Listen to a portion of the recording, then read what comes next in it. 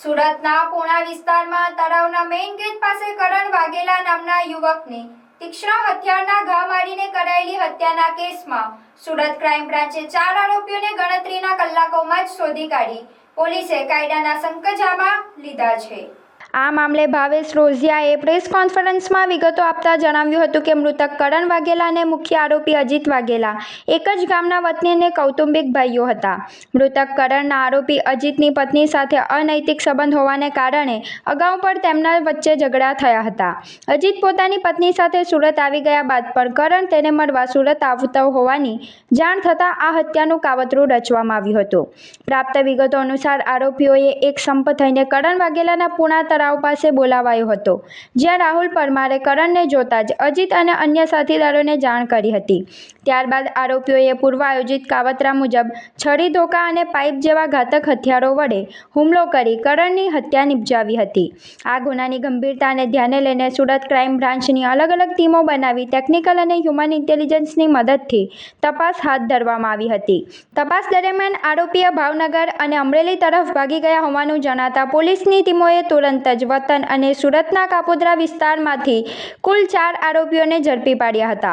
પકડાયેલા આરોપીઓમાં અજીત ભરતભાઈ વાઘેલા, વીરભાઈ વાયકુસભાઈ વાઘેલા, જયંતિભાઈ ઝીણાભાઈ પરમાર અને રાહુલ લક્ષ્મણભાઈ પરમારનો સમાવેશ થાય છે। આ તમામ વિરુદ્ધ પૂણા પોલીસ સ્ટેશનમાં ભારતીય ન્યાય સંહિતાની કલમ 103(1), 103(2) તથા જેપી એક્ટ હેઠળ ગુનો નોંધી વધુ તપાસ હાથ ધરવામાં આવી છે।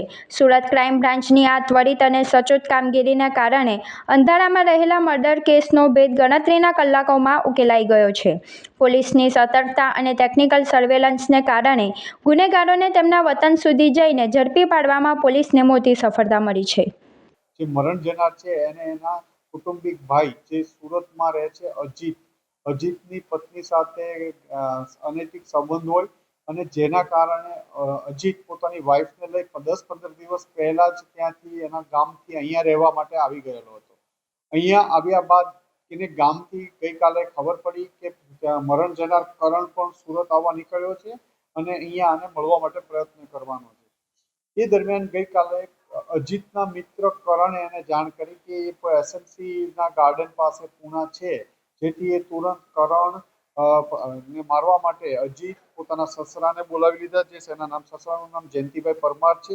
ઉપરાંત એના મિત્ર જેને જાણ કરી હતી રાહુલ અને એની માસીનો દીકરો વીર તથા અન્ય 2-3 ઇસમોને લઈ એ ફટાફટ ત્યાં પહોંચ્યો અને એને મળી આવતા એને મારી નાખી આ લોકો ભાગી ગયેલા હતા।